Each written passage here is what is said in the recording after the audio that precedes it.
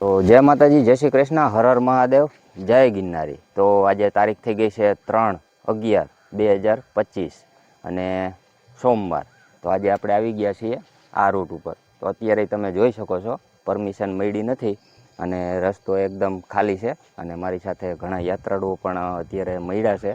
તો આપણે એને પણ પૂછશું, પણ એ પહેલાં હું તમને કહી દઉં કે હજી પરમિશન મળી નથી, એટલા માટે જો તમે પરિક્રમાનું વિચારી અને આવતા હોય તો પરિક્રમા હજી બંધ જ છે। હજી 2 દિવસ છે, 5 તારીખ સુધીની પરિક્રમાનું આયોજન હતું। તો હજી આપણે 2 દિવસ રાહ જોવાની છે। 2 દિવસ જો હજી ચાલુ ના થાય તો આપણે નક્કી કર્યું છે કે બાય રોડ પરિક્રમા જે કરી શકાય છે। લગભગ ઘણા લોકો કરી આવ્યા છે, પણ હજી આપણે 2 દિવસ રાહ જોવાની છે, પછી આપણે બાય રોડ પરિક્રમા કરવાની છે। તો પહેલાં અહીંયા શ્રદ્ધાળુઓ આવેલા છે પરિક્રમા કરવા માટે, તો આપણે એની પણ મુલાકાત લઈએ। જય ગિરનારી। જય ગિરનારી, જય ગિરનારી। તો તમે લોકો ક્યાંથી આવ્યા? અમે પાળિયા બોરડી ગામથી। ઓહો, તો તમને ખ્યાલ હતો કે પરિક્રમા ચાલુ છે કે બંધ ના, છે? એવો તો બહુ ખ્યાલ નતો, એટલે તો આયા ને આપણે। તો આપણી ચેનલ તમે જોઈ નહીં હોય ને કે તમને અપડેટ જોઈ બધી નથી ને, તો ભલામણ ચાવી જ નહીં ને। તો હવે સબસ્ક્રાઇબ કરી લેજો, ગિરનારી રસીઓ કરશો એટલે આપણી બધી અપડેટ તમને મળતી રહે। તો હવે તમે શું નક્કી કર્યું છે? પરિક્રમા તો બંધ છે, હવે તો બંધ હોય તો પછી ગિરનાર ચડશું ને કોઈ આડું ચક્કર બાદ ને એવું બધું કરીને પાછા વહી જઈશું। શું કરવું? ખુલે તો રાહ જોઈશું 2 દિવસ। તો અત્યારે તમે ચેક કરવા માટે જ જતા હતા ને? હા, ચેક કરવા માટે ચાલુ થયું કે ચાલુ થયું કે ન થયું। અત્યારે તમે આ પરિક્રમા કરી, આ તમારી કેટલામી પરિક્રમા? ત્રીજી પરિક્રમા છે।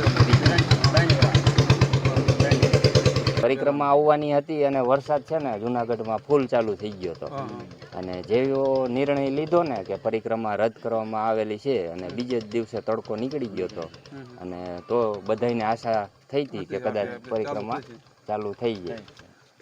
તો આવું કંઈક અત્યારે વાતાવરણ છે, તમે જોવો છો। આજે પાછું ધાબળ જેવું થઈ ગયું છે। આજે બધું અંદર જાવીને કદાચ ખુલ્યું હોય તો કીચડ વાળો રસ્તો તો છે જ છે।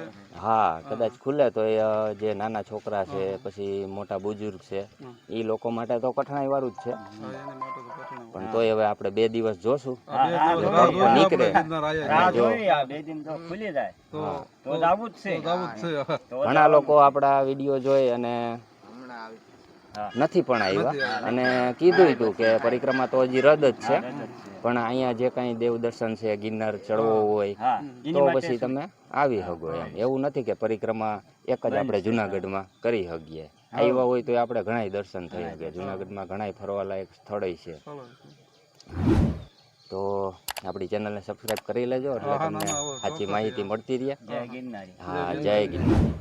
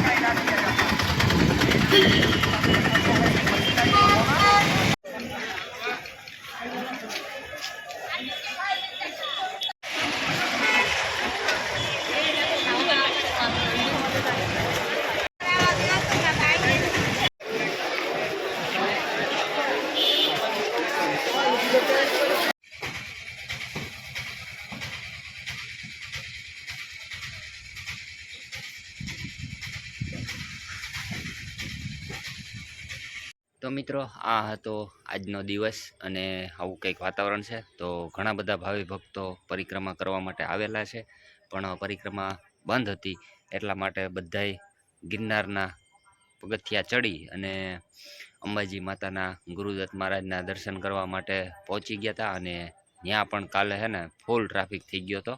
ગિરનાર ઉપર એટલો ટ્રાફિક થઈ ગયો હતો ને કે લોકોને સીડી છોડી અને આડા હવડા માર્ગે થઈ અને દર્શને જવું પડતું હતું, અને રિટર્નમાં પાછું આડાહવડું રસ્તે થઈ અને નીચે ઉતરવું પડતું હતું. એવી કંઈક પોઝિશન થઈ ગઈ હતી ગિરનારના પગથિયા ઉપર પણ.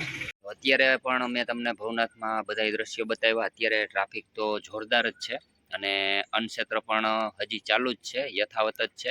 અને દુઃખની વાત તો એ છે કે ઘણા જે નાના નાના બિઝનેસ કરવાવાળા લોકો હોય, વ્યાજે પૈસા લઈને અમુક લોકો તો આવેલા હતા, લાખ લાખ રૂપિયા વ્યાજે લઈ અને બિઝનેસ કરવા માટે આવેલા હતા. જોઈએ છે હવે આગળ શું થાય છે એનું. બાકી તો બધુંય ગિરનારી મહારાજની કૃપાથી જ થવાનું છે. જે કાંઈ થાય એની દયાથી જ. તો એમાં કાંઈક આપણું હિત છે એટલે જ આ વખતે પરિક્રમા રદ કરવામાં આવી. અને જેવો નિર્ણય લીધો હતો એને બીજે જ દિવસે ફૂલ તડકો નીકળી ગયો હતો. એટલે મને એમ હતું કે કદાચ પરિક્રમા ચાલુ થઈ જાય, પણ હજી પરિક્રમા ચાલુ નથી થઈ. સાધુ સંતો દ્વારા જે પરંપરા હતી, પરંપરાગત પરિક્રમા એ સાધુ સંતો કાલે પૂર્ણ કરી અને મુહૂર્તને સાચવી લીધું હતું.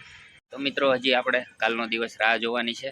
બાકી પરમ દિવસે 5 તારીખે આપણે સવારે છે ને રૂપાયતન ગેટે જે રીતે પરંપરા છે એ પ્રમાણે આપણે ત્યાં દર્શન કરી અને બાય રોડ પરિક્રમા કરવાની છે. તો તમારે પણ જો મારી સાથે પરિક્રમા કરવી હોય તો જરૂરથી મને કોમેન્ટમાં જણાવજો, અને તમે ક્યાંથી વિડીયો જોવો છો એ પણ જણાવજો.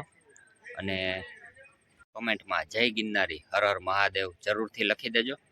હા મિત્રો, પરિક્રમાને હવે 2 દિવસ જ રહ્યા છે, તો ત્યાર પછી તમારે કઈ રીતના દર્શન કરવા છે કે કેવા વિડીયો તમે જોવાનું પસંદ કરો છો એ પણ કમેન્ટમાં જરૂર જણાવજો. કારણ કે હવે બીજા મહિનામાં 15 તારીખે અને રવિવારે શિવરાત્રિ આવે છે, તો ત્યારે આપણે ભવનાથના ફરીથી વિડીયો બનાવવાનો વારો આવશે. જે મેળો હશે એ પણ જોરદાર હશે, તો ત્યારે પણ તમે આવજો. તો ખૂબ આનંદ આવશે મેળાની અંદર પણ. તો એ ગાળાની વચ્ચે તમારે કેવા દર્શન કરવા છે અને કેવા વિડીયો જોવા છે તે પણ જણાવજો કમેન્ટમાં. તો એ રીતના વિડીયો અને સ્ટોરી, ઇતિહાસ જે કાંઈ હોય એ બનાવી અને તમારા સુધી પહોંચાડવાનો પ્રયાસ જરૂરથી કરીશ. બને એટલો તમને મજા આવે એવા વિડીયો બનાવીને તમારા સુધી પહોંચાડીશ. તો પરિક્રમામાં તો ના આવી શક્યા, પણ શિવરાત્રિના મેળામાં જરૂરથી આવજો. હર હર મહાદેવ કમેન્ટમાં લખતા જાજો. અને હા, નજીકમાં આવો તો તમે જરૂરથી મારી સાથે પરિક્રમા કરવા માટે આવજો. બાઇક, 4 વ્હીલ કે જે તમારી પાસે વ્હીકલ હોય તો આપણે બાય રોડ પરિક્રમા કરવાની છે, એ પણ 5 તારીખે સવારે. તો આપણી ઈચ્છા છે કે આપણે જંગલ વિસ્તારની અંદર જઈ પરિક્રમા તો ના કરી શક્યા, પણ ગિરનારી મહારાજની પરિક્રમા આપણે બાય રોડ પૂરી કરી અને આપણા જીવનને ધન્ય બનાવશું. તો એ પણ વિડીયો હું તમારા સુધી પહોંચાડીશ. અને હા મિત્રો, ઘણા મિત્રોની કમેન્ટ હતી કે સાધુ સંતોની જે પરિક્રમા થાય તેને પણ વિડીયો દ્વારા અમને બતાવજો. પણ તમારી પાસે માફી માગું છું, કારણ કે મારે પર્સનલ ઇમરજન્સી કામ જ એવું આવી ગયું હતું. તો કાલની તારીખમાં હું ભવનાથની અંદર આવી નહોતો શક્યો, અને બીજાના વિડીયો મેં ઘણા જોયા હતા. તો એ રીતના તમને એક નાની એવી રીલ બતાવી અને તમે પણ જોઈ લેજો. આ રીતના વિધિ વિધાન પ્રમાણે પરિક્રમા શરૂ થઈ હતી. તો એ બદલ હું માફી માગું છું કે કાલે હું ભવનાથમાં નહોતો આવી શક્યો. તો આજનો વિડીયો આપણો કેવો હતો કમેન્ટમાં જરૂર કહેજો. અને જો લખતા ના આવડતું હોય તો ગમે તે નિશાની પણ છોડી દેજો, અને આપણી ચેનલને સબસ્ક્રાઈબ જરૂરથી કરી લેજો આવા વિડીયો જોવા માટે થઈને. હજી આપણે શિવરાત્રિ આવી જ રહી છે, અને પરિક્રમા કરવા માટે મારી સાથે કોણ કોણ આવવાનું છે એ પણ કમેન્ટમાં જરૂરથી જણાવજો. તો હજી તો મારે તમને ઘણું અપડેટ આપવાનું હતું, પણ વિડીયો બહુ લાંબો થઈ જશે, એટલા માટે નેક્સ્ટ વિડીયોની રાહ જોજો. તો ત્યાં સુધી બધાને મારા જય માતાજી, જય શ્રી કૃષ્ણ, હર હર મહાદેવ, જય ગિરનારી.